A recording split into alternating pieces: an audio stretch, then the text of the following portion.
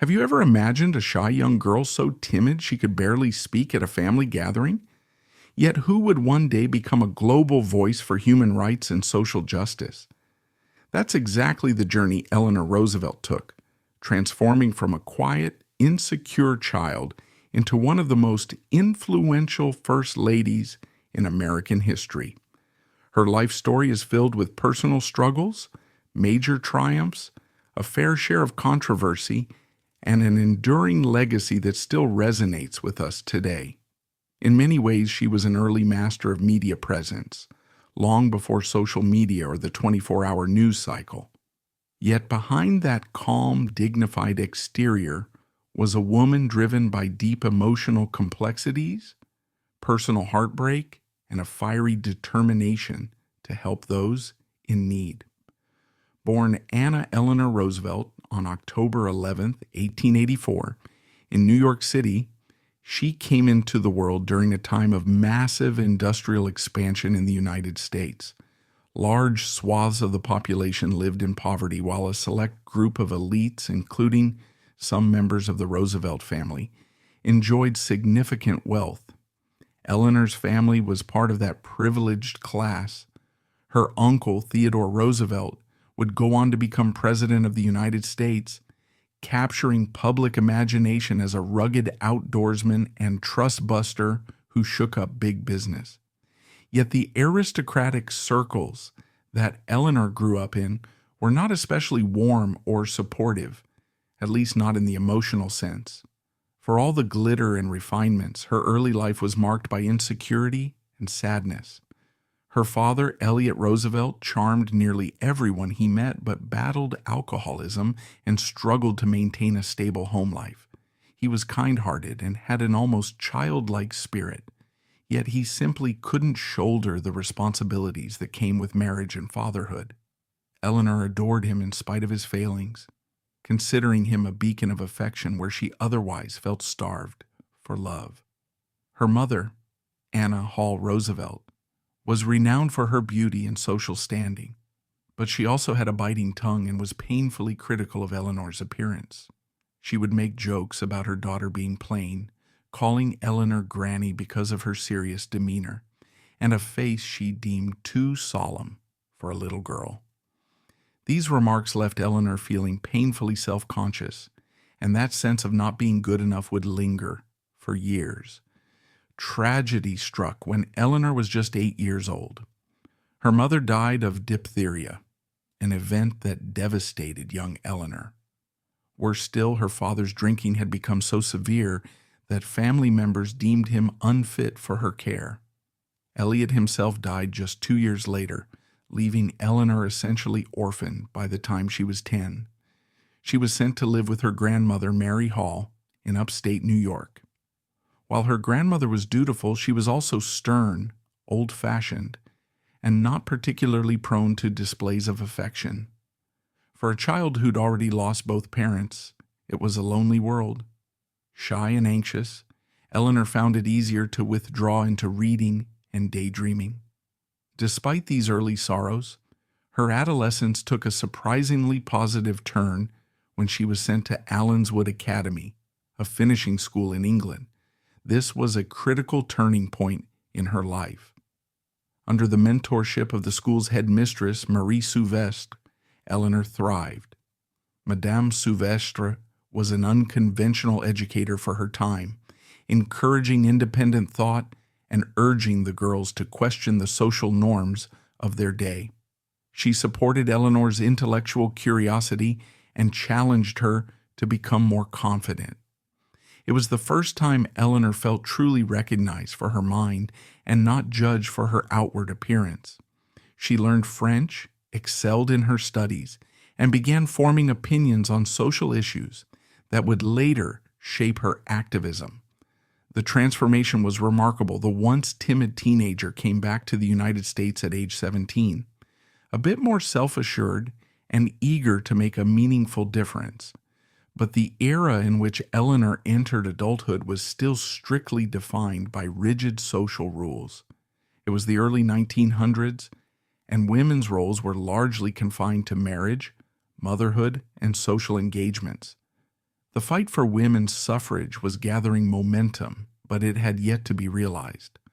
Eleanor re-entered New York's high society, participating in the expected round of lavish events, debutante balls, and carefully orchestrated social gatherings. Somewhere in the midst of this swirl, she encountered her distant cousin, Franklin Delano Roosevelt, a Harvard man with impeccable manners, considerable charm, and an ambitious streak that was beginning to reveal itself. Though they had known each other in a distant family sense for years, their closer acquaintance blossomed into a deep affection that led them to marry in 1905. Many in the family initially looked upon the union with mild disapproval, though not for the reasons one might expect. Franklin's formidable mother, Sarah Delano Roosevelt, was protective of her only son. She was convinced that no woman on earth could adequately care for him the way she did. Yet for Eleanor, marriage seemed a natural next step, even if she lacked the romantic illusions some might have expected. In her own words, she hoped to create a stable family life that she herself had never fully experienced. Over time, though, she realized that her mother-in-law's watchful eye was a constant presence, and not always a benevolent one. Sarah would direct everything from the furniture placement in the newlyweds' home to the care of their growing brood of children. This could be stifling for Eleanor, who had just begun to find her own voice. Still, Eleanor moved forward. She gave birth to 6 children, one of whom died in infancy, and she tried to be the conventional wife society expected, but she also harbored yearnings for independent pursuits. By the 1910s and 1920s, Franklin had plunged into politics, first serving in the New York State Senate, then as Assistant Secretary of the Navy, and later eyeing higher offices. With each new political step, Eleanor discovered a growing interest in the world beyond her domestic duties. She saw glaring social injustices, children forced to work long hours in factories, immigrants crowded into unsanitary tenements, and women still lacking the right to vote. Quietly at first, she got involved in volunteer work, including social service organizations in New York's poorest neighborhoods. It was there she began forging her own path as a public figure, an unusual endeavor at a time when political spouses were expected to remain decorous hostesses, not stepping out of line or overshadowing their husbands in any way. During World War I, Eleanor worked with the American Red Cross, visiting wounded soldiers and volunteering in military hospitals. She also joined the League of Women Voters, believing strongly that women's suffrage, achieved nationally in 1920, was just the beginning of their political empowerment. These experiences sharpened her sense of moral responsibility and gave her a clearer view of how public policy could affect everyday lives. She learned to navigate the press, often using her social station to gain support for charitable causes. This would become a defining skill in the years to come. But her marriage faced a blow in 1918 that left an emotional scar. While Franklin was recuperating from the Spanish flu, Eleanor discovered letters confirming he was having an affair with her social secretary, Lucy Mercer. That revelation devastated her. For a woman who had always felt insecure about her looks and her worth, the betrayal struck at the very core of her self-esteem. Though they remained married, the relationship was irrevocably changed. Many historians note that it was during this period that Eleanor's sense of independence solidified. The romantic aspect of their marriage would never recover, but they found a way to maintain a partnership rooted in mutual respect and political ambition. Eleanor demanded, among other conditions, that Franklin never see Lucy Mercer again, though Lucy would reappear in his life later on. Meanwhile, Eleanor's personal heartbreak moved her to invest even more time and energy in public service and causes she believed in.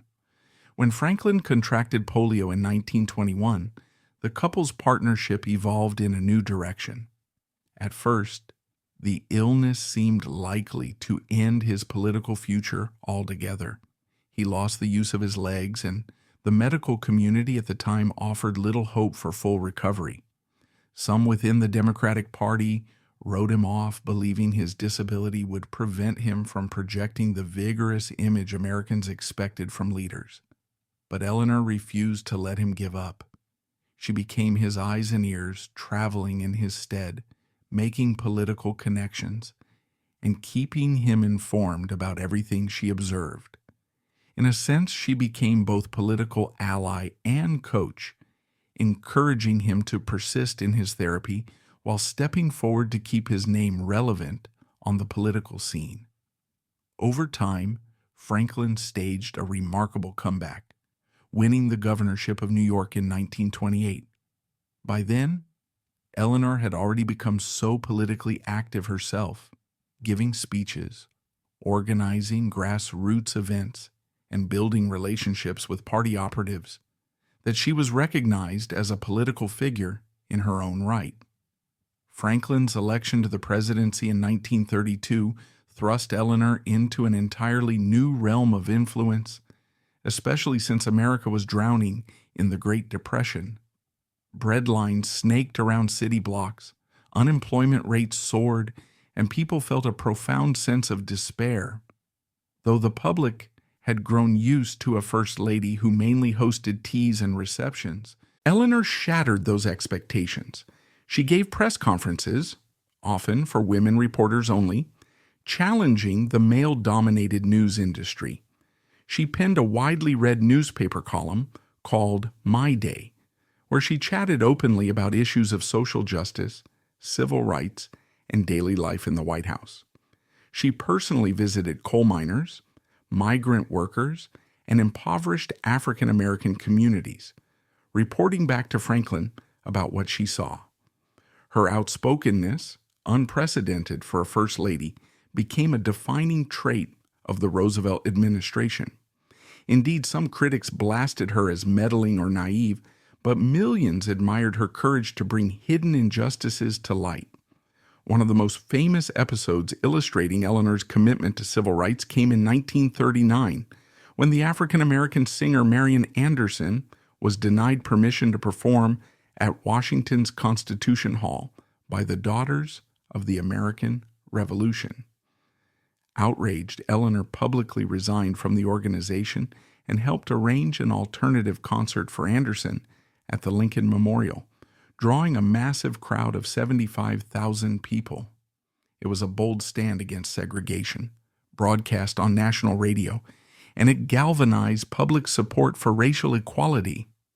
While her husband had to juggle the political realities of the era, where civil rights legislation was slow to move, Eleanor often went where he could not, speaking forcefully on behalf of marginalized communities, including African Americans, women, and youth facing dire poverty. Controversies were inevitable. Southern segregationists accused Eleanor of stirring racial tensions. They labeled her a traitor to her class. A number of more conservative factions also felt that she was overstepping her bounds as First Lady, stepping into legislative matters that should be left to elected officials. Nevertheless, her popularity remained high among everyday Americans, especially among the nation's poor and disenfranchised, who found in her a rare voice of empathy at the top of the political pyramid. She didn't hesitate to highlight the harsh realities of life during the Depression, from labor abuses to the plight of sharecroppers. For many, she provided a beacon of hope, a reminder that someone in power genuinely cared.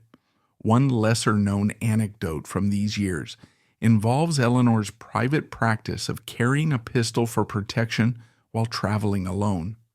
The Secret Service detail assigned to her eventually found it nearly impossible to keep up with her unannounced road trips. She would hop into a car, sometimes driving herself to meet with different communities across the country.